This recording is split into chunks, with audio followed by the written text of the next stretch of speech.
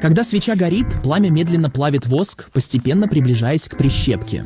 Металлическая крышка от бутылки лежит на ватной палочке, удерживаемая одной ножкой скрепки. Другая ножка наклонена вниз и размещена точно там, где вы хотите, чтобы свеча остановилась. По мере того, как свеча становится короче, воск под ней тает, и ножка падает.